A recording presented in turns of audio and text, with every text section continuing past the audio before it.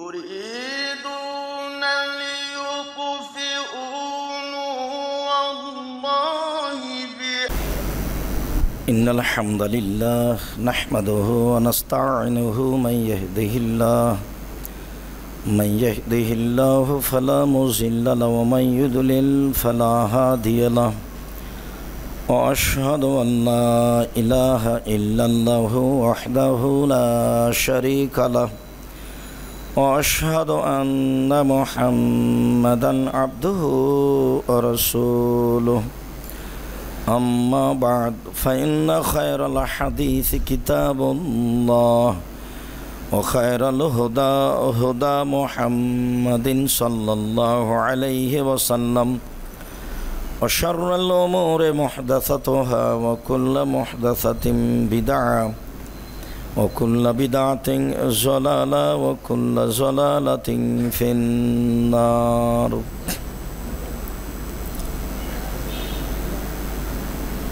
أعوذ بالله من الشيطان الرجيم وإن يمسسك الله بضر فلا كاشف له إلا هو وإن يمسسك بخير فهو على كل شيء قدير عن أبي هريرة رضي الله تعالى عنه قال قال رسول الله صلى الله عليه وسلم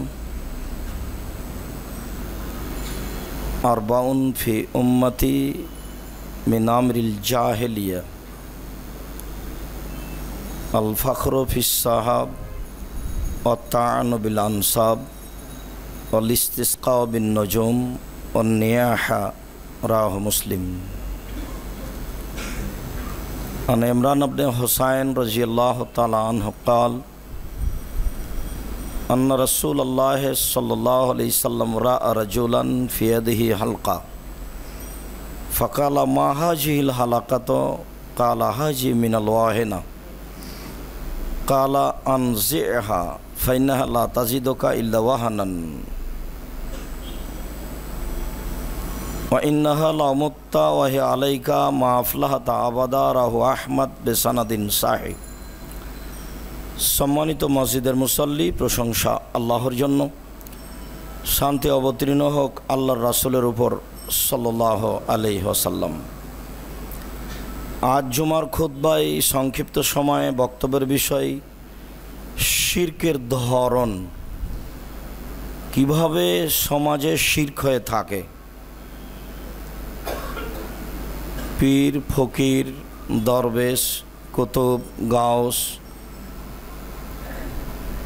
কবর, মাজার, খানকা, আস্তানা, কড়ি, শামুক, বিভিন্ন ধরনের মাধ্যমে মানুষ বিভিন্ন সময়ে যে শিরক করে থাকে তার এক সংক্ষিপ্ত বিবরণের চেষ্টা করব ইনশাআল্লাহুল আজিজ। সময়ের গতিতে সামনের জুমায় খুতবা হবে চিকিৎসা ও ঝাড়ফুঁক।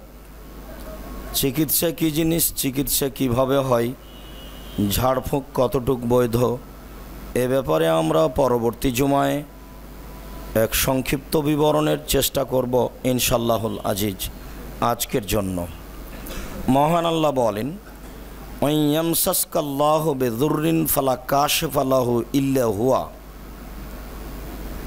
মানুষের উপরে যদি কোনো সমস্যা নেমে আসে, বালা মুসিবত, যে কোনো সমস্যা যদি মানুষের উপরে আল্লাহর পক্ষ থেকে নেমে আসে, তাহলে তাকে দূর করার মতো পৃথিবীতে কেউ নেই, কোনো কিছু নেই, একমাত্র তিনি ছাড়া।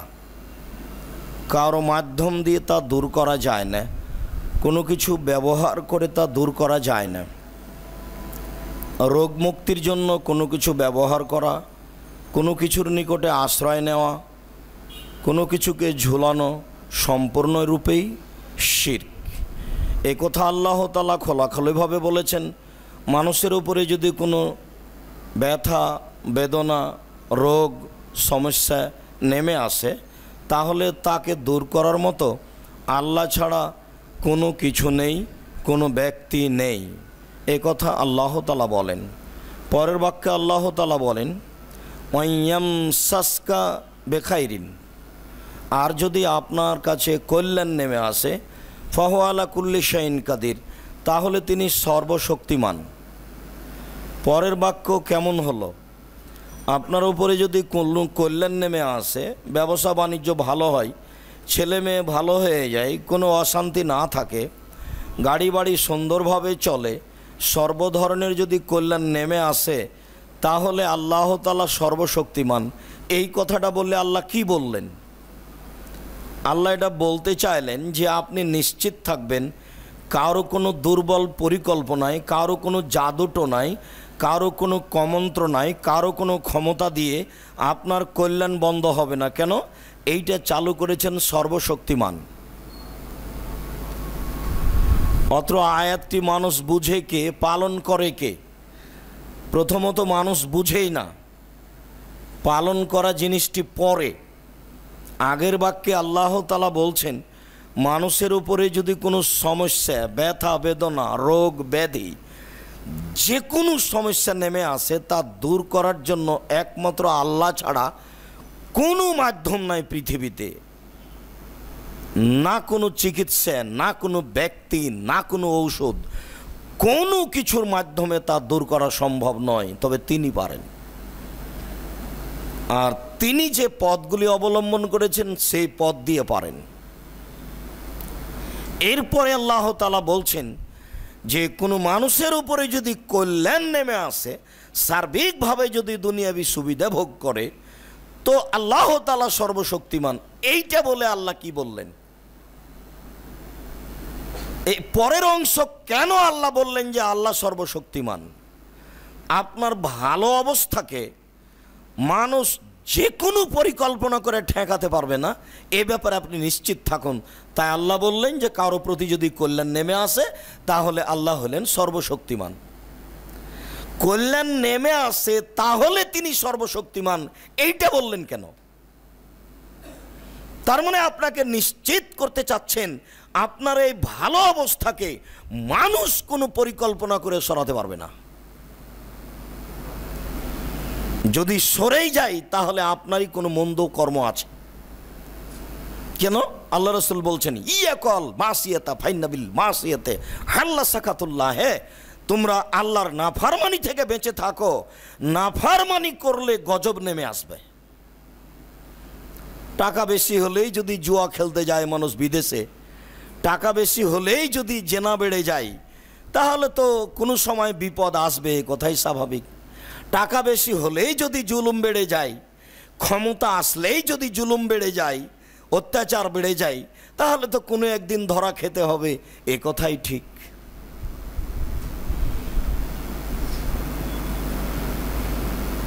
আবু হুরায়রা রাদিয়াল্লাহু তাআলা আনহু বলেন, ইমরান ইবনে হুসাইন রাদিয়াল্লাহু তাআলা আনহু বলেন, আন্না রাজুলান রাফিয়াদিহি হালাকা, আল্লাহর নবী একজন লোকের হাতে দেখলেন একটা অষ্টাধাতুর বালা তার হাতে আছে।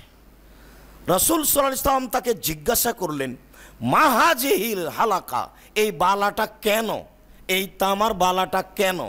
তো লোকটি উত্তরে বলল, হাজিহি মিনাল ওয়াহেনা, আমার শরীরে দুর্বলতা আছে, এই জন্য আমি বালা ব্যবহার করি।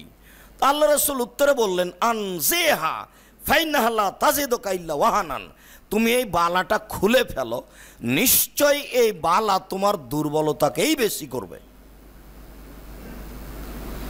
নিশ্চয় এই বালা তোমার দুর্বলতাকেই বেশি করবে। এরপরে বলছেন যে ফাইন্নাকা লাউ মুত্তা ওয়া হিয়া আলাইকা, নিশ্চয় তুমি যদি মারা যাও আর এই বালা যদি তোমার হাতে গায়ে থেকে যায়, মাফলাহাতা আবাদান, তাহলে তুমি কখনো পরিত্রাণ পাবে না, তুমি জান্নাত যেতে পাবা না, তুমি জাহান্নামে যাবা।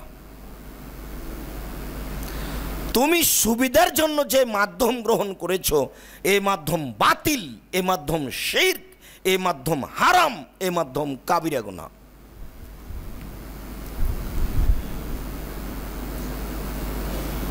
উকবা ইবনে আমির রাদিয়াল্লাহু তাআলা আনহু বলেন, রাসূল সাল্লাল্লাহু আলাইহি ওয়াসাল্লাম বলেছেন, মান তাল্লাকা তামিমাতান ফালা আতাম্মাহুল্লাহু লাহু, কেউ যদি মাদুলি ব্যবহার করে কখনো মাদুলি তার জন্য কল্যাণ আনতে পারে না। ওমান তাল্লাকা ওয়াদাতান ফালা ওয়াদাল্লাহু লাহু, কেউ যদি কড়ি, রিং, এই শামুক, চিটাগাঙের শামুক, আর ওই যে আপনার খাজা মঈনুদ্দিন চিশতির কবরের পাশের শামুক কেউ যদি ব্যবহার করে, অবশ্যই অবশ্যই ওই রিং, এই কড়ি, এই শামুক মানুষের কোনো কল্যাণ আনতে পারে না। অবশ্যই এগুলি শিরক, এগুলি হারাম, এগুলি কাবিরা গুনাহ। উকবা ইবনে আমির রাদিয়াল্লাহু তাআলা আনহু বলেন, আতা ইলান নবী সাল্লাল্লাহু আলাইহি ওয়াসাল্লাম রাহাতুন, একটি দল আল্লাহর নবীর কাছে আসলো। ফাবায়ান নবী সাল্লাল্লাহু আলাইহি সাল্লাম তিসআতান, সেই দলের 10 জন সমান রাহাত, একটা দল, 10 জনের একটি দল আল্লাহর নবীর কাছে আসলো।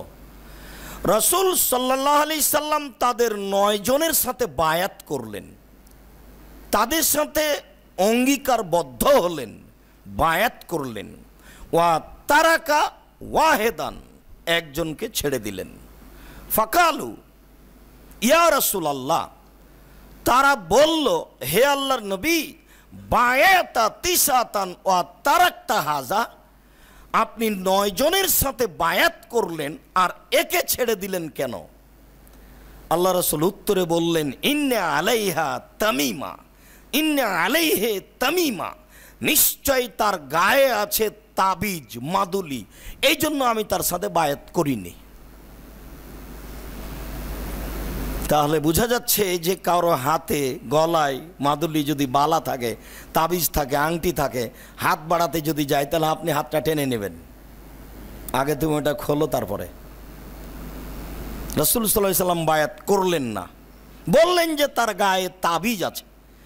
ফাদ খালা ইয়াদাহু ফাকাতাহা, লোকটি তাৎক্ষণিক হাত এই কাপড়ের মধ্যে গলার পাশে নিয়ে গিয়ে তাকে ছিঁড়ে ফেললেন।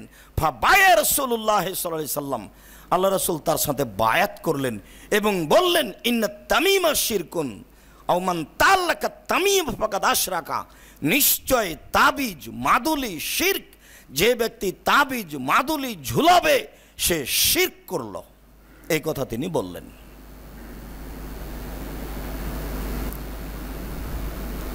রুয়াইফা ইবনে সাবিত রাদিয়াল্লাহু তাআলা আনহু বলেন,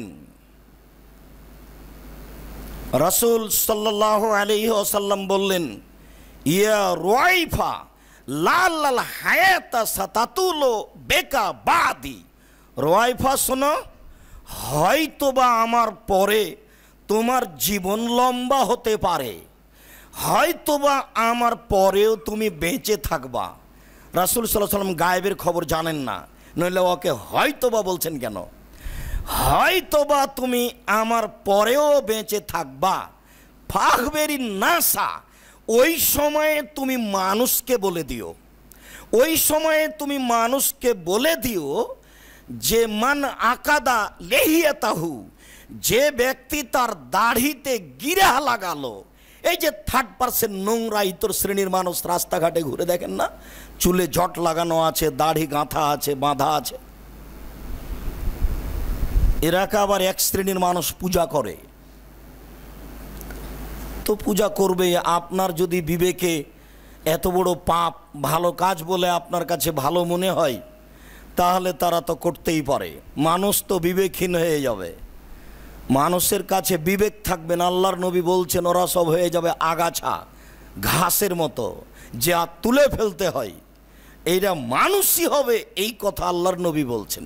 তো আল্লাহর নবী বললেন, মানুষ যে ব্যক্তি তার দাড়িতে গিরা লাগাবে, জমা করে বেঁধে রাখবে, চুলে জটা লাগাবে, চুল জটা লাগিয়ে জমা করে রাখবে, আর ওয়াস্তানজা বে রাউসিন আও বে আদমিন, গোবর দিয়ে বা হাড় হাড্ডি দিয়ে ইস্তেঞ্জা করবে, পবিত্রতা অর্জন করবে। পবিত্রতা অর্জন করতে হবে মাটি, পাথর, ঢেল, টিস্যু পেপার। টিস্যু পেপার বিবরণে নেই, আছে পাথর, আছে মাটি। তো মানুষ যদি হাড় হাড্ডি এবং গোবর দিয়ে পবিত্রতা অর্জন করে, এই কথা বলার পরে তিনি বলছেন অমান তাল্লাকা তামিমা, কেউ যদি তাবিজ মাদুলি ঝুলায়, আও তাকাল্লাদা ওয়াত্রান, অথবা পশু প্রাণীর গায়ে আপনার হাড়, ওই কড়ি, ওই শামুক গায়ে ঝুলায়, যেমনটা এই এক শ্রেণীর মানুষ লাল কাপড় পরে থাকে, তাদের গলায়, তাদের হাতে, তাদের পায়ে এই কড়ি, এই রিং, এই তাবিজ মাদুলি একবারে ভর্তি দেখা যায়, এদেরকে যদি তুমি দেখতে পাও তাহলে বলে দিও ফাইনাল্লাহ বারিউন মিনহু, নিশ্চয় আল্লাহ তার থেকে মুক্ত, নিশ্চয় আল্লাহ তার থেকে মুক্ত। ও জাহান্নামে যাক, ও ডেনে পড়ে থাক, তাকে আল্লাহ দেখবেন না। সে হালাল খাক, সে হারাম খাক, তাকে আল্লাহ দেখবেন না। যাদের গলায়, যাদের হাতে, যাদের কোমরে, যাদের পায়ে এসব কিছু থাকে, রিং, বালা, কড়ি, শামুক, এইগুলো ঝুলানো থাকে গায়ে গলায়, এদের থেকে আল্লাহ মুক্ত, এদের থেকে নবী মুক্ত। এই কথা রাসূল সাল্লাল্লাহু আলাইহি সাল্লাম বলার পরে তিনি বলছেন ইন্না রোকা ও তামায়েমা ও তেওয়ালা শিরকুন, নিশ্চয় ঝাড়ফুঁক করা শিরক, নিশ্চয় মাদুলি ঝুলানো শিরক, নিশ্চয় স্বামী স্ত্রীর মধ্যে ভালোবাসা, ভ্রাতৃত্বভাব সৃষ্টি করার যে কোনো কৌশল, যে কোনো পথ হারাম, কাবিরা গুনাহ। আল্লাহ তাআলা বলছেন অমিন আয়াতিহান খালাকালাকুম মিন আনফুসিকুম আজওয়াজান লিতাসকুনু ইলাইহা, আমি তোমাদের স্ত্রীদেরকে তোমাদের শান্তি তৃপ্তির জন্য সৃষ্টি করেছি। ওয়াজালনা বাইনাকুম মাওয়াদাতা ওয়া রাহমা, আমি তোমাদের দুইজনের মাঝে ভ্রাতৃত্বভাব, ভালোবাসা সৃষ্টি করেছি। আর বিবাহের দিন বলতে বলেছি, আল্লাহ নবী বলেছেন বারাকাল্লাহু লাকা ওয়া আলাইকা জামা বাইনাকুমা ফি খায়রিন, আল্লাহ তোমাদের দুইজনকে কল্যাণের মধ্যে রাখুক, আল্লাহ তোমাদের দুইজনের প্রেম প্রীতি দাম্পত্য জীবন ভালোবাসাতে বরকত দান করুক। প্রেম প্রীতিতে বরকত লাগে, স্বামী স্ত্রীর ভালোবাসাতে বরকত লাগে। তো এইভাবে যে বিবাহের অনুষ্ঠান করেন, মেয়েটা কমিউনিটি সেন্টারে পতিতালয় হয়ে বসে আছে, পতিতালয়ের মেয়ে, বলেন তো এখানে কি বরকত হবে? দুয়াই বা করবে কে? কেউ যে কিছু বুঝে না, সবাই যে পশু প্রাণীর মতো মনে হচ্ছে। বুঝেও বুঝে না ওরা, অন্তর আছে বুঝে না, দেখেও দেখে না ওরা, চক্ষু আছে দেখে না, শোনেও শোনে না ওরা, কান আছে শোনে না। উলায়েকা কালানাম, তারা পশু প্রাণীর মতো, তারা গরু ছাগলের মতো, তারা কুকুর শ্রীগালের মতো। স্বামী স্ত্রীর ভালোবাসার জন্য আবার কেন এখানে গেল? কেন পেপার পত্রিকাতে ওই নোংরা শ্রেণীর মহিলা লিখে দিল যে আমার কাছে আসলে মনের আশা পূর্ণ হয়? স্বামী স্ত্রীর মধ্যে ভালোবাসা সৃষ্টি করা হয়, ভালোবাসা আল্লাহ তৈরি করেছেন, এ কথা আল্লাহ বলছেন। তা আপনি যদি তার কাছে শান্তি তৃপ্তি না নিতে চান, তাকেই যদি বাজারে পাঠান, চাকরি করতে পাঠান, তাহলে শান্তি তৃপ্তি হবে কি করে? ও তো আর একজনের পাশে 3 দিন বসলে ভালোবাসা এমনিতে গড়ে যাবে তার সাথে, তখনও পরকীয়া প্রেমে লিপ্ত হবেই। ও যেন দুনিয়ায় দেখতে না পায়, তাহলে প্রেমই নাই, আপনি ছাড়া কিছু বুঝেই না। তো যেহেতু আপনি ছাড়া ও কিছু বুঝবেই না, তখন তার সার্বিক জীবন বাজি রেখে আপনাকে ভালোবাসা দিতে বাধ্য থাকবে। এই ভালোবাসা কি আর এই জাদু টোনা দিয়ে শিরক করে এইভাবে করা যায়? এই রিং দিয়ে, এই তাগা দিয়ে, এই কড়ি দিয়ে, এই শামুক দিয়ে এগুলো কি আর করা যায়? এটা কথা হলো? আল্লাহ তাআলাকে উপেক্ষা করে আল্লাহর নবী বলছেন নিশ্চয় ঝাড়ফুঁক করা, নিশ্চয় মাদুলি ঝুলানো, নিশ্চয় স্বামী স্ত্রীর মধ্যে ভালোবাসা ভ্রাতৃত্বভাব সৃষ্টি করার যে কোনো কৌশল শিরক, হারাম, কাবিরা গুনাহ। জীবনেও কোনো দিন স্ত্রী স্বামীকে ভালোবাসে না, স্বামী স্ত্রীকে ভালোবাসে না। এর জন্য কোনো পীরের কাছে, কোনো মাজারের কাছে, কোনো দরবেশের কাছে, কোনো খানকাতে, কোনো আস্তানায় কোথাও আশ্রয় নেবেন না, আশ্রয় নেবেন না, সবই হারাম, সবই কাবিরা গুনহা।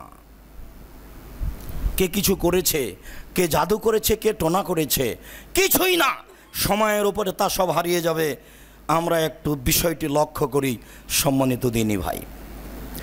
আবু হুরায়রা রাদিয়াল্লাহু তাআলা আনহু বলেন, রাসূল সাল্লাল্লাহু আলাইহি সাল্লাম বলেছেন, মান তাআল্লাকা শাইআন উকিলা ইলাইহি, যে ব্যক্তি যে কোনো কিছু ঝুলাবে, গায়ে যদি কোনো গাছের কাঠ টুকরা, যে কোনো কিছু, মান তাআল্লাকা শাইআন, যে কোনো কিছু, যে কোনো জিনিস যদি গায়ে ঝুলানো হয়, উকিলা ইলাইহি, তাহলে সেই ব্যক্তিকে তার কাছে আশ্রয়, তার কাছে ঠেলে দেওয়া হবে।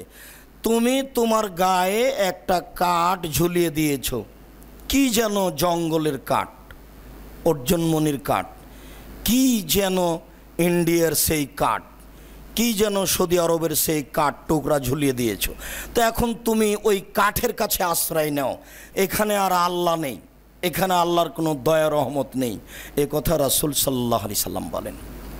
আল্লাহর নবী বলেন, মান কাত্তা তামিমাতান মিন ইনসানিন ফাকানা কাইদলি রাকাবাতিন, কেউ যদি কারো তাবিজ, মাদুলি, তাগা, রিং, সুতা কেটে দিতে পারে, তাহলে সে একটা গোলাম আজাদের নেকি পেল।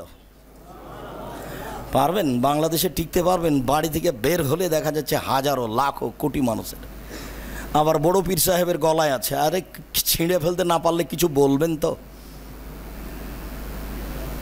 রাসূল সাল্লাল্লাহু আলাইহি সাল্লাম বলছেন, কেউ যদি কেটে দিতে পারে তাহলে সে গোলাম আজাদের নেকি পেয়ে গেল। একজন গোলাম আজাদ মানে ওর পা হাত মুক্ত করেছে, আল্লাহ তার পা হাতকে জাহান্নাম থেকে মুক্ত করেছে, তার চক্ষু দেহ গোটা বডিটাকে গোলাম ছিল স্বাধীন করে দিয়েছে, আল্লাহ গোটা লোকটাকে জাহান্নাম থেকে স্বাধীন করে দিয়েছে, তুমি জান্নাতে যাও। আমি যদি তার তাগা, তার রিং, তার বালা, তার মাদুলি, তার কড়ি, তার শামুক কেটে ছেড়ে দিতে পারি, তাহলে আমি এই গোলাম আজাদের নেকি পাবো। এ কথা রাসূল সাল্লাল্লাহু আলাইহি সাল্লাম বলেন।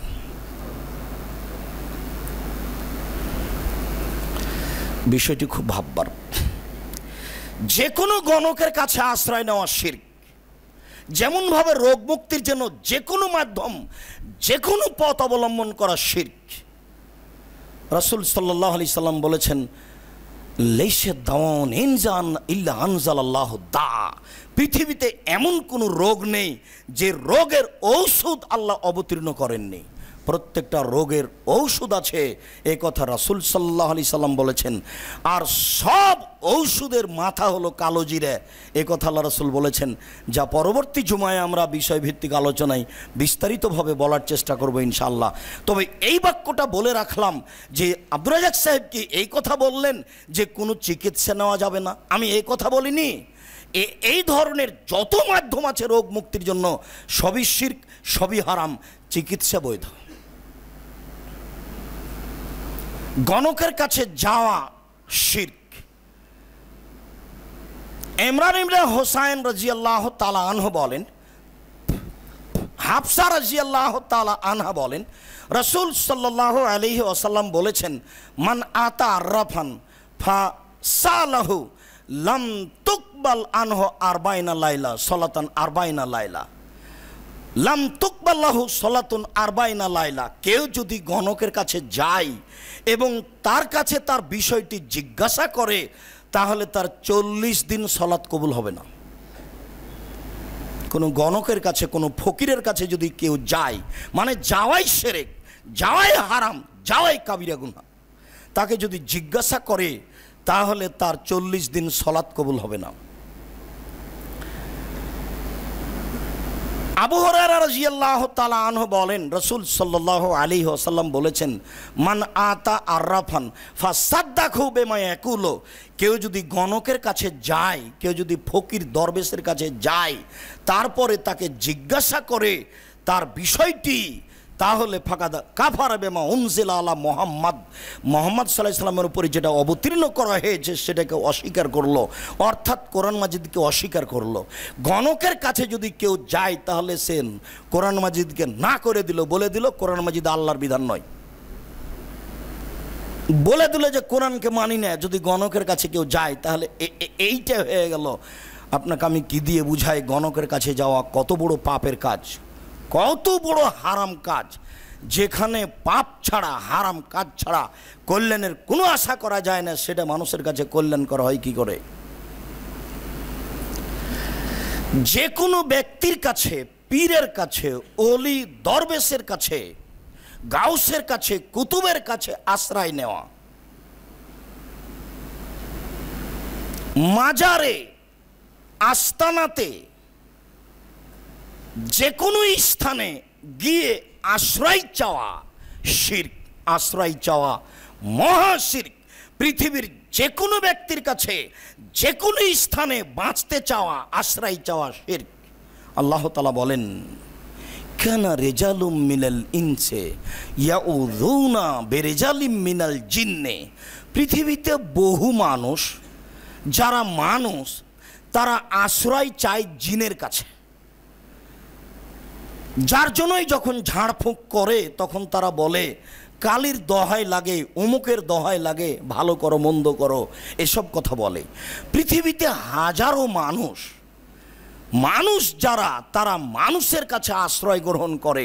মানুষ যারা, তারা জিনের কাছে আশ্রয় গ্রহণ করে বাঁচার জন্য, নিজের সুবিধার জন্য। মানুষের কাছে, জিনের কাছে আশ্রয় গ্রহণ করে, আস্তানাতে যায়, একেবারেই হারাম, টোটালি হারাম, সম্পূর্ণরূপে শিরক। রাসূল সাল্লাল্লাহু আলাইহি সাল্লাম বলেন, মান নাযালা মানজিলান, যে কোনো ব্যক্তি যে কোনো স্থানে অবতরণ করলো, গেল, যে কোনো ব্যক্তি যে কোনো স্থানে অবস্থান করলো, ফাকালা, তারপরে বলল আউযু বিকালিমাতিল্লাহি তাম্মা মিন শাররি মা খালাকা ফালা ইয়াজুররুহু হাত্তা ইয়ারতাহিলা মিন যালিকা। যেখানে ও অবতরণ করছে, যেখানে থাকছে, যেই বাড়িতে থাকছেন, যেখানে ব্যবসা করছেন, যেখানে অবস্থান করলেন, সেখানে যদি আপনি বলেন আউযু বিকালিমাতিল্লাহি তাম্মা মিন শাররি মা খালাকা, আমি আল্লাহ তাআলার ওই পূর্ণ কালেমার মাধ্যমে আশ্রয় চাচ্ছি আল্লাহর কাছে।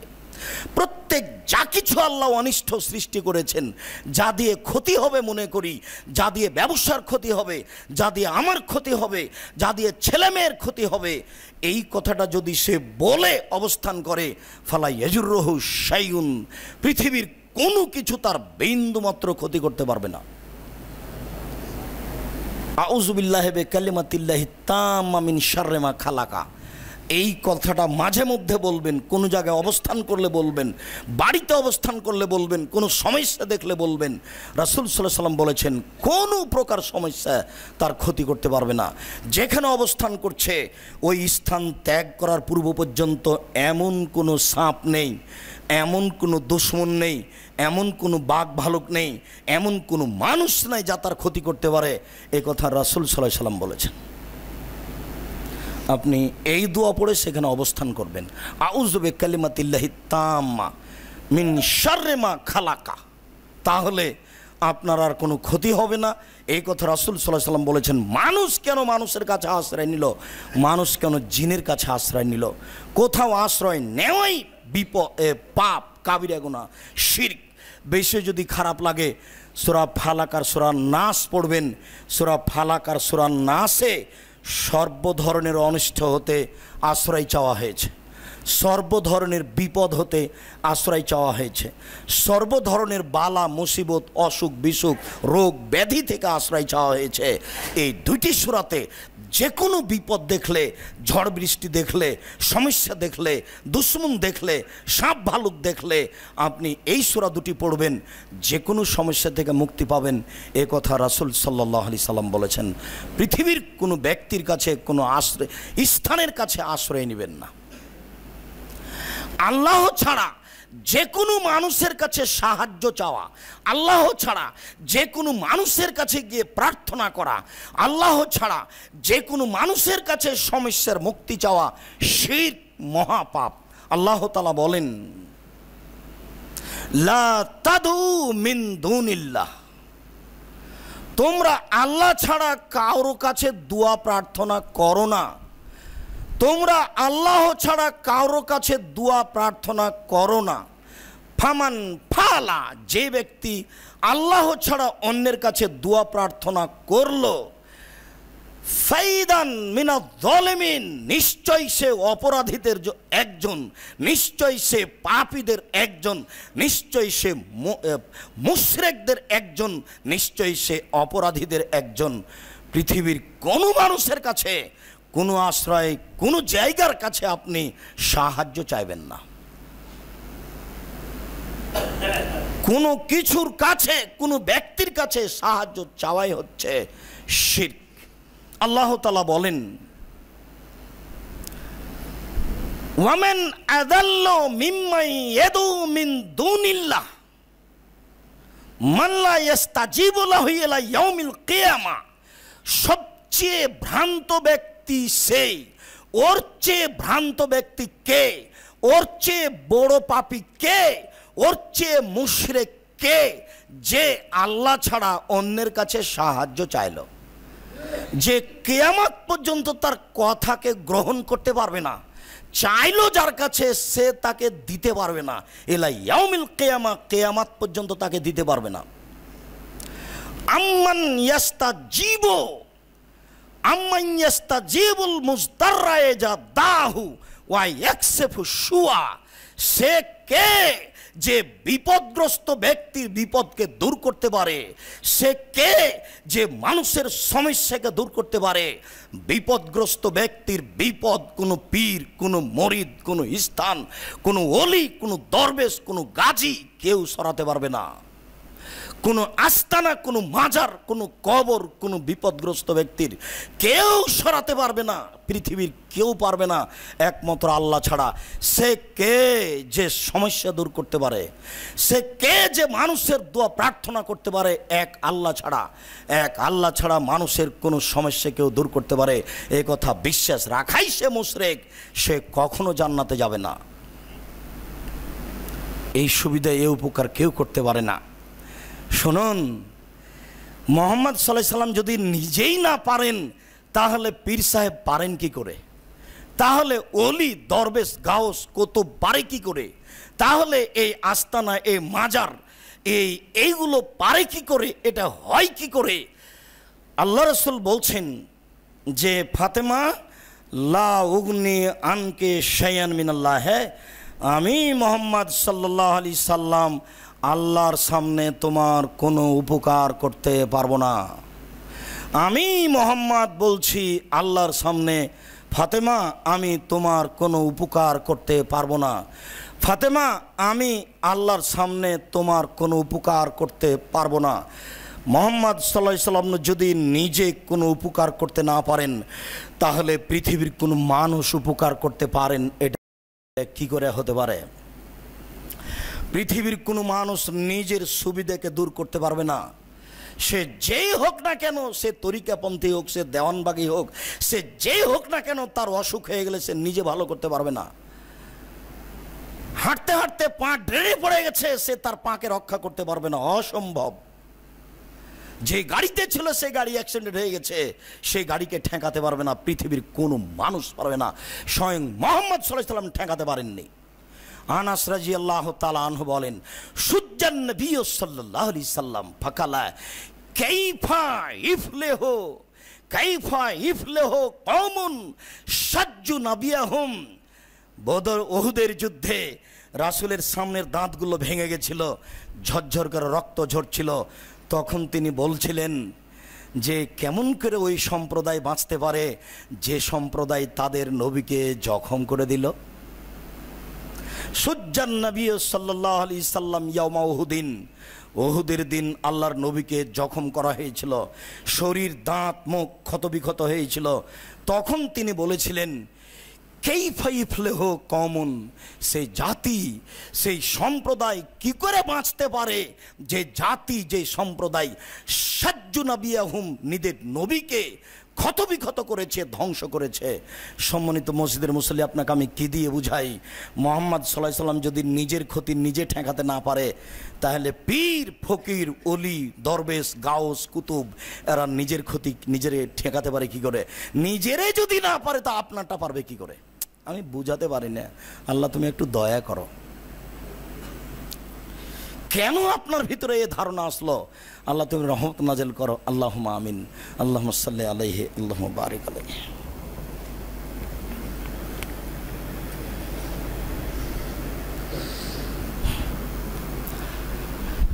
আলহামদুলিল্লাহ ওয়াহদা ওয়াসসালাতু ওয়াসসালামু আলা মান লা নাবিয়্যা বাদা। অশুভ ফল গ্রহণ করা শিরক। কোনো সময় কোনো কাজে অশুভ ফল গ্রহণ করবেন না। আল্লাহ তাআলা বলেন, ইন্না লা তাতাইয়ারনা বিকুম। জনগণ বলেছিল যে হে নবীগণ তোমরা শোনো, তোমাদের কারণে আমাদের উপরে সমস্যা বালা মুসিবত নেমে এসেছে, টাকা পয়সা কমে গেছে, ব্যবসা বাণিজ্যে ধ্বংস নেমে এসেছে, তোমরাই অশুভের কারণ, তোমাদের দ্বারাই আমি মনে করছি অশুভ ফল নেমে এসেছে। তারা এই কথা বলল। তখন নবীগণ বললেন, ইন্না তৈরকুম মাকুম, নিশ্চয় তোমাদের অশুভ ফল তোমাদের সাথে রয়েছে। তোমাদের কর্ম, তোমাদের কথা, তোমাদের অশুভ ফল ডেকে এনেছে। আমরা তোমাদের জন্য অশুভ ফল নিয়ে আসিনি, আমরা মানুষের জন্য অশুভ ফলের কাজ করি না। আব্দুল্লাহ ইবনে মাসউদ রাদিয়াল্লাহু তাআলা আনহু বলেন, রাসূল সাল্লাল্লাহু আলাইহি সাল্লাম বলেছেন, ইন্না তাইরাতা শিরকুন, নিশ্চয় অশুভ ফল গ্রহণ করা শিরক, নিশ্চয় অশুভ ফল গ্রহণ করা শিরক, নিশ্চয় অশুভ ফল গ্রহণ করা শিরক। ইমরান ইবনে হুসাইন রাদিয়াল্লাহু তাআলা আনহু বলেন, রাসূল সাল্লাল্লাহু আলাইহি সাল্লাম বলেছেন, মান রাদ্দাতু তিয়ারাতু, যে ব্যক্তিকে অশুভ ফল ফিরিয়ে দিল, ফাকাদ আসরাকা, সে শিরক করলো। অশুভ ফল তাকে ফিরিয়ে দিল কিভাবে?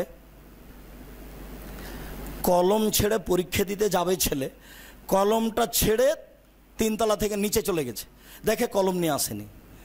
তখন বলছে যে আবার কলম আনতে যাব, না যাওয়া ঠিক নয়, তাই কলমটা আনতে আর ভিতরে গেল না। এটা হলো অশুভ ফল।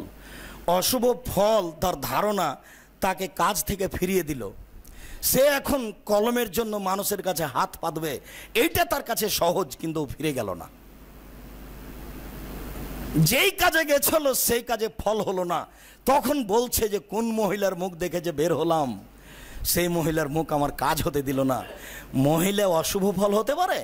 পৃথিবীর সবচেয়ে দামি বস্তু হচ্ছে মহিলা, পৃথিবীর সবচেয়ে সম্মানী বস্তু হচ্ছে মহিলা, পৃথিবীর সবচেয়ে উত্তম বস্তু হচ্ছে মহিলা, শান্তি দেওয়ার বস্তু হচ্ছে মহিলা, তৃপ্তি দেওয়ার বস্তু হচ্ছে মহিলা, সার্বিক সুবিধা দেওয়ার বস্তু হচ্ছে মহিলা। মহিলাই সারাদিন রান্না বান্না করার পরে কারেন্ট না থাকলে আপনাকে বাতাস, পাখাতে এক হাতে বাতাস করে আর এক হাতে খাদ্য পানি আপনার মুখে তুলে দেয়। এই হলো মহিলা। মহিলাকে আপনি চিনেন, মাথায় গোবর আছে, এই জন্য আপনি তাকে চাকরি করতে পাঠিয়েছেন। ও চাকরি করতে যাবে কেন? সর্ব ধরনের সুবিধার জন্য হচ্ছে মহিলা, সর্ব ধরনের কল্যাণের জন্য হচ্ছে মহিলা, সুখ শান্তি তৃপ্তির জন্য হচ্ছে মহিলা। আল্লাহ তাআলা তাকে এই জন্যই সৃষ্টি করেছেন। সে অশুভ ফল হতে পারে কি করে? ছি ছি ছি ছি ছি ছি। মানুষের আচরণ, মানুষের চরিত্র, মানুষের জ্ঞান গরিমা নিচে নামতে নামতে এত খারাপ হয়ে গেছে, অশুভ কাজটাকে নিয়ে চলে গেছে মহিলাদের কাছে। আশ্চর্য। অশুভ ফল গ্রহণ করা হারাম, কাবিরা গুনাহ।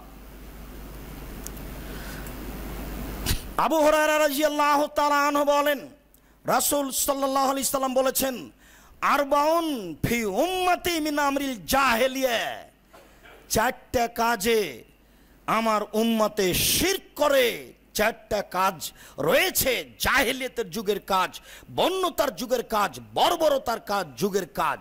তার একটা হলো আসসাহাবু ফি আল ফাখরু ফি সাহাবে, বংশের অহংকার করা, বংশের অহংকার করা, ছেলেমেয়ের অহংকার করা। কেন চিনেন না? অমুক বংশের আমি। কেন আপনি কি আমাকে চিনেন না? ওই যে আমার ছেলে ঢাকা বিশ্ববিদ্যালয়ে পড়ে, ওই যে গোল্ডেন পেয়েছে, সব কথা হচ্ছে এটা জাহেলিয়াতের যুগের, এটাই নোংরামি, এটাই বোকামি, এটাই অহংকার, এটাই তাকে ধ্বংসের দিকে টেনে নিয়ে গেছে। আর যখন মানুষকে মানুষের সামনে পেশ করা হচ্ছে তখন একবারে বংশের নাম উল্লেখ করে কত প্রশংসা সহকারে যে বলছে অমুকের অমুক গাজীর, কি যে বলছে সে নিজেও বুঝে না। অথচ আল্লাহ নবী বলছেন কেউ যদি কারো মুখের সামনে প্রশংসা করে তাহলে যে করছে তার মুখের উপরে মারো মাটি ছুঁড়ে, এবং যার করা হলো তার কোমরকে ভেঙে দেওয়া হলো, ও ধ্বংস হয়ে গেল। ও যদি একটু মনে করে যে ভালোই বলেছে তাহলে আর জান্নাতে যাবে না। ভালোই বলেছে বা যদি একটু খুশি হয় তাহলে আর জান্নাতে যাবে না।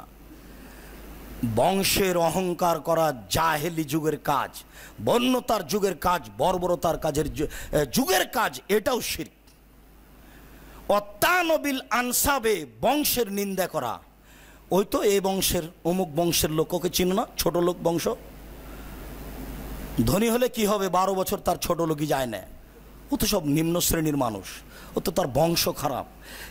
এই কথাটা হচ্ছে জাহেলিয়াতের যুগের কাজ। এটা নোংরামি, এটা বর্বরতা, এটা অসভ্যতা, যেটা এখন মানুষ করছে। ওটা যেমন করছে এটা তেমন করছে। এরপরে রাসূল সাল্লাল্লাহু আলাইহি ওয়াসাল্লাম বলছেন অল ইস্তিসকাউ বিন নজুমে, তারকার মাধ্যমে বৃষ্টি হবে এই সিদ্ধান্ত এরকম হিসাব করা হচ্ছে শিরক। এই তারা উঠলে এরকম হয়, এই তারা ডুবলে এরকম হয়, এই সিদ্ধান্ত হচ্ছে শিরক। অন্যেহা, আর বা মানুষজন মরলে, খালা ফুফু মা চাচি বাপ দাদা মরলে চিৎকার করে কান্নাকাটি করা হচ্ছে জাহেলি কাজ, বন্যতার যুগের কাজ। এইখানে যেটা রয়েছে সেটা হলো তারকার মাধ্যমে পানির হিসাব করা শিরক। আবু হুরায়রা রাদিয়াল্লাহু তাআলা আনহু বলেন রাসূল সাল্লাল্লাহু আলাইহি সাল্লাম বলেছেন লা আদাওয়া ওয়ালা হামা ওয়ালা সাফারা, একজনের রোগ আরেকজনের কাছে চলে যায়, এই কথাটা ইসলামে নেই, এই কথা বলাই শিরক। সংক্রামক ব্যাধি রোগ, এই কথাটা বলাটাই শিরক। একজনের রোগ আরেকজনের কাছে চলে যায়, তা আল্লাহ রাসূল বলছেন যাকে প্রথমে হলো সেটা কিভাবে হলো, ওটা কোথা থেকে আসলো? এরপরে বলছেন ওয়ালা হাম, পেঁচা পাখি মানুষের ক্ষতি করতে পারে, এই ধারণা হচ্ছে শিরক। ওয়ালা সাফারা, মানুষের পেটে ব্যথা হয়, সাপ আছে ছোট ছোট এই কারণে ব্যথা হয়, এই ধারণা শিরক। ওয়ালা নেওয়া, তারার মাধ্যমে মানুষ পানি চাইতে পারে, পানি হতে পারে, এই ধারণা শিরক। ওয়ালা গুলা, যে ভূত প্যারত বলে কিছু আছে, এই ধারণা শিরক। ভূত প্যারত বলে কোনো কিছু নেই, পেঁচা পাখি ক্ষতি করতে পারে এই কথা বলে কিছু নেই, পেটের এই অসুখ বলে কোনো কিছু নাই।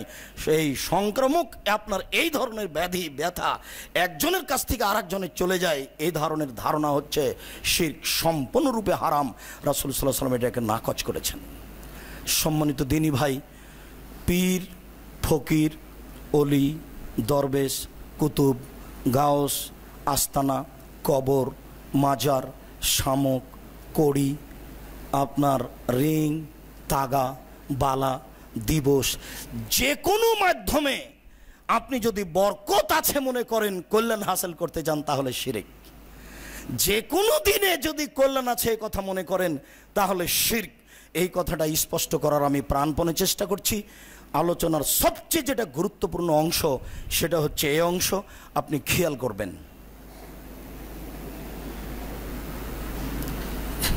মালিক ইবনে আশারি আল আশজাই রাদিয়াল্লাহু তাআলা আনহু বলেন খারাজা রাসূলুল্লাহ সাল্লাল্লাহু আলাইহি সাল্লাম মিন হুনাইনিন, হুনাইন থেকে, হুনাইনের যুদ্ধের পরে রাসূল সাল্লাল্লাহু আলাইহি সাল্লাম ওখান থেকে বের হলেন।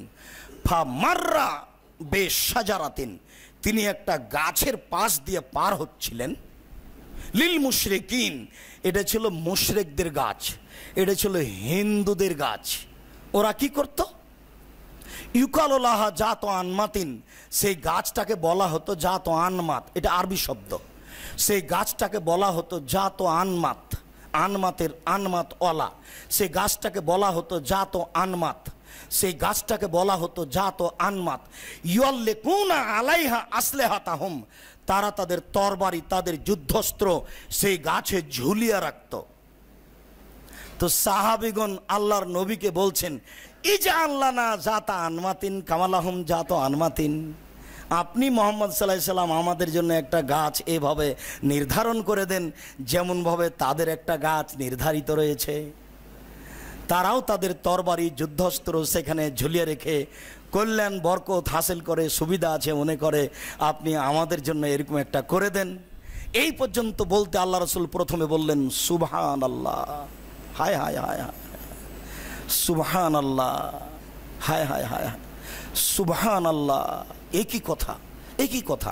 হাজা কামা কালা কওম মূসা, এইটা তো সেই কথাই হলো যেমন ভাবে মুসা আলাইহিস সালামের লোকেরা বলেছিল। এই কথা তো সেই কথা, এই কথা মুসার লোকের কথা, এই কথা তো সেই কথা ওই বদ শ্রেণীর মুসা আলাইহিস সালামের সম্প্রদায়ের কথা। ছি ছি ছি ছি ছি ছি, মুসা আলাইহিস সালামের সম্প্রদায়রা বলেছিল ইজআল লানা ইলাহান কামালাহুম আলেহা, ওদের যেমন অনেক মাবুদ আছে আপনি আমাদের জন্য কিছু মাবুদ করে দেন। সরস্বতী, ভগবতী, কালী, দুর্গা, লাত, মানাত, ওজ্জা, হবল, ওদের অনেক মূর্তি আছে, আপনি আমাদের জন্য কিছু মূর্তি বানিয়ে দেন। তাদের অনেক মাবুদ আছে, আপনি আমাদের জন্য কিছু মূর্তি মাবুদ বানিয়ে দেন। এইটুকু বলার পর আল্লাহ রাসূল বলছেন যে ওয়াল্লাজি নাফসি বিয়াদিহি, আল্লাহর কসম, ওয়াল্লাজি নাফসি বিয়াদিহি, আল্লাহর কসম, লা তারকাবুন্না সুন্নাতা মান কানা কাবলাকুম, পূর্বের লোকেরা যেসব আচরণ করেছে শিরকে বিদাতে তোমরাও তাই করবে। ইহুদি খ্রিস্টান শিরক বিদাত করতে যা করেছে তোমরাও তাই করবে, অবশ্যই অবশ্যই করবে। এক পায়ের জুতা যেমন আর এক পায়ের সমান, ওরা যা করেছে তোমরাই তাই করবে, এরকম সমানের মতো। ওদের যুগে যদি মানুষ গুহি সাপের গো সাপের গর্তে ঢুকে থাকে, তোমরাও গুহি সাপের গর্তে ঢুকবে অন্যায় করার জন্য একেবারে হুবাহু। ইহুদি খ্রিস্টানের যদি মায়ের সাথে জেনা করে থাকে, তোমরাও মায়ের সাথে জেনা করবে, তোমাদের আচরণ তাদের সাথে এইভাবে মিলে যাবে। কত দুঃখজনক বিষয়টি হলে এত কথা বলতে পারে। কি করে আপনি বুঝে নিলেন যে এই জন্মদিবসে কল্যাণ আছে তাই আপনি কেক কাটলেন? এই বোকা ছেলে, তোমার মা এটা করলো কেন? তোমার মা কি বুঝে? তোমার মা একজন মুশরিক, তোমার বাপ মুশরিক, তোমার দাদা দাদি এই বাড়ির সবাই মুশরিক, তোমার জাতি মুশরিক। পৃথিবীর কোনো দিনে, পৃথিবীর কোনো কিছুতে, পৃথিবীর কোনো স্থানে, পৃথিবীর কোনো ব্যক্তির কাছে কোনো কল্যাণ নেই। কল্যাণ মনে করাই শিরক। তার প্রমাণে বুখারী মুসলিমের এই চূড়ান্ত হাদিস বুঝতে না পারলে আবারও বলি। রাসূল সাল্লাল্লাহু আলাইহি সাল্লাম একটা গাছের পাশ দিয়ে যাচ্ছিলেন, সেই গাছটা ছিল মুশরিকের গাছ, সেই গাছের নাম ছিল জাত আনওয়াত। তারা তাদের তরবারি যুদ্ধস্ত্র গাছে ঝুলিয়ে রাখত। এই দৃশ্য দেখে সাহাবীগণ বললেন, আপনি আমাদের জন্য একটা গাছ নির্ধারণ করে দেন। তাদের যেমন গাছ আছে আমরাও সেভাবে আমাদের তরবারি যুদ্ধস্ত্র সেখানে রাখবো, সেখান থেকে আমরা কল্যাণ বরকত হাসিল করব তারা যেমন করে। তখন রাসূল সাল্লাল্লাহু আলাইহি সাল্লাম বললেন সুবহানাল্লাহ, আরে এটা তো মুসা আলাইহিস সালামের সম্প্রদায়ের কথা গো, সুবহানাল্লাহ, এটা তো মুসা আলাইহিস সালামের সম্প্রদায়ের কথা। মুসা আলাইহিস সালামের সম্প্রদায় বলেছিল যে আপনি মাবুদ করে দেন একটা, ওদের যেমন মাবুদ আছে। তো তোমরা এই কথা বলছো মুসা আলাইহিস সালামের কথার মতো। আল্লাহর কসম আমি মুহাম্মদ সাল্লাল্লাহু আলাইহি সাল্লাম বলছি, আল্লাহর কসম আমি মুহাম্মদ সাল্লাল্লাহু আলাইহি সাল্লাম বলছি, আল্লাহর কসম, এই শিরক করতে, বিদাত করতে, খারাপ কাজ করতে, অশ্লীল কাজ করতে ইহুদি আর খ্রিস্টান যা করেছে তোমরা তাই করবে। এক পায়ের জুতা আর এক পায়ের জুতার সমান যেমন, এক পায়ের জুতা আর এক পায়ের জুতার সমান যেমন, তোমরা তেমন করবে, একটুকু কম করবে না। এই কথার নিচে নামতে নামতে নামতে নামতে বলছেন যে ওরা যদি মায়ের সাথে জেনা করে থাকে তোমরাও করবে। বলেন আপনি দিবস পালন করবেন কেন? কেন আপনার এই ছবি মূর্তি মূল্যায়নকর জিনিস হলো? কেন আপনার কাছে দিবস মূল্যায়নকর জিনিস হলো? পৃথিবীর কোনো দিন, কোনো দিবস, কোনো জায়গা, কোনো স্থান, কোনো ব্যক্তি সেখানে কল্যাণ আছে, সেখানে ভালো আছে, এটা মনে করাই শিরক। এই জন্য কে বড় ক্ষতিগ্রস্ত বইটা আপনাকে পড়তে বলেছি, অন্তত 10 বার পড়বেন। কে বড় ক্ষতিগ্রস্ত বইটা আপনি অন্তত 10 বার পড়বেন, 1,00,000 বার পড়বেন। সম্মানিত দিনী ভাই, অনেক আলোচনা থেকে গেল, সময়ের ব্যবধানে আমরা পেশ করবো ইনশাআল্লাহ। এখানে আপনাকে শেষে জরুরিভাবে যেটুকু বলতে চাচ্ছি সেটুকু হচ্ছে এই, পৃথিবীর কোনো কিছুর কাছে আশ্রয় চাওয়া যাবে না, প্রার্থনা করা যাবে না। হ্যাঁ, মানুষকে বলা যেতে পারে যে আপনি আমার জন্য দোয়া করেন, এ কথা বলবেন, আর নিজেই চাইবেন। রাসূল সাল্লাল্লাহু আলাইহি সাল্লাম বলছেন যে ইয়াসআলু আহাদুকুম কুল্লাহু রাব্বাহু, মানুষ তার সব কিছু আল্লাহর কাছে চাইবে, হাত্তা সিসআ নাহলিহিজা ইনকাতা, এমনকি জুতার ফিতেটা যদি কেটে যায়, ছিঁড়ে যায়, তাহলে আল্লাহকে বলবে আল্লাহ তুমি ফিতেটা আমার ঠিক করে দাও। সেটা কি? সেটা আপনি বলবেন আল্লাহ এটা তুমি ব্যবস্থা করে দাও। তখন দেখবেন যে চলতে চলতে এটা ব্যবস্থা হয়ে গেল। জুতার ফিতে কেটে গেলে, ছিঁড়ে গেলে যদি আল্লাহর কাছে চাওয়া লাগে জুতার ফিতে, তাহলে বাচ্চা মানুষের কাছে কি করে চাওয়া যায়? ব্যবসার সুবিধা মানুষের কাছে কি করে চাওয়া যেতে পারে? কোন স্থানে গিয়ে সে কল্যাণ হতে পারে, সেটা কি করে হতে পারে? জাদু টোনা শিরক, জাদু টোনা হারাম, জাদু টোনা কাবিরা গুনাহ। মানুষের সুবিধার জন্য, মানুষের ক্ষতি করার জন্য জাদু টোনা মানুষ করতে পারে, এ কথা ঠিক। কেননা জাদু সত্য, তবে তার প্রতিকারের জন্য নাস ফালাক ছাড়া পৃথিবীর যে কোনো পথ হারাম। আল্লাহ রাসূলের উপরে জাদু করেছিল, তাই তো উমর রাদিয়াল্লাহু তাআলা আনহু পত্র লিখে বলে পাঠালেন যে ফাকতুল সাহেরানা সাহেরা, প্রত্যেক জাদুকার, প্রত্যেক জাদুকারনীকে হত্যা করো। জাদুঘর এবং জাদুঘরনি, জাদু যে করে মহিলা, তাদেরকে রাসূল সাল্লাল্লাহু আলাইহি সাল্লাম হত্যা করার জন্য খোলাখুলিভাবে আদেশ করেছেন। তিনি বলেছেন ওয়ালাকিন্না শায়াতিনা কাফারু ওয়া ইয়াল্লামুনা নাসা সিহরা, নিশ্চয় শয়তানি মানুষকে জাদু শিখাতো, নিশ্চয় ইবলিস শয়তান মানুষকে জাদু শিখাতো, নবীগণ কোনোদিন মানুষকে জাদু শিখাননি। রাসূল আল্লাহ তাআলা বলেছেন ইউমিনুনা বিল জিবতি ওয়াত তাগুত, যারা সত্যকে অস্বীকার করে, আল্লাহকে অস্বীকার করে, নবীকে অস্বীকার করে, তারাই জাদুকে বিশ্বাস করে, তারাই তাগুত শয়তানকে বিশ্বাস করে, তারাই মূর্তিকে বিশ্বাস করে, তারাই ভাস্কর্য তৈরি করে, তারাই এগুলির সুবিধা আছে মনে করে, তারাই মনে মনে এসব মূর্তি তৈরি করে, তারাই এসব কিছুতে কল্যাণ আছে মনে করে। যারা আল্লাহকে অস্বীকার করে, যারা নবীকে অস্বীকার করে, যারা দিন ধর্মকে অস্বীকার করে, তারাই এগুলি করে। রাসূল সাল্লাল্লাহু আলাইহি সাল্লাম বলেছেন যে লায়াদখুলুল জান্নাতা মদমিনু খামরিন, যে নিয়মিত বিড়ি, তামাক, জর্দা, সিগারেট, গুল খায় ও জান্নাতে যাবে না। ও কাতেও রাহিমিন, যে সম্পর্ক ছিন্ন করে সে জান্নাতে যাবে না।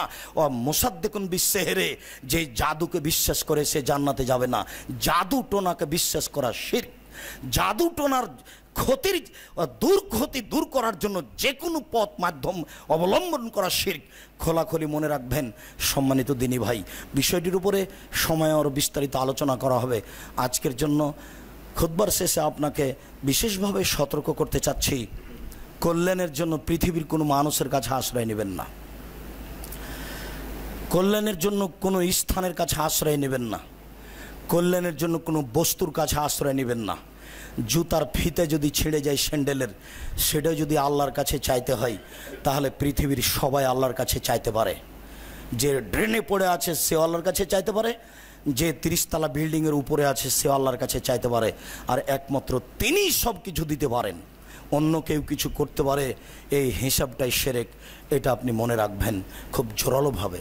বংশীয় সার্বিক এই সমস্যা থেকে বাঁচার চেষ্টা করবেন। আর যে কোনো দিবস, যে কোনো দিনে কল্যাণ আছে, এই কথাটাকে নিজেকে মুক্ত রাখবেন।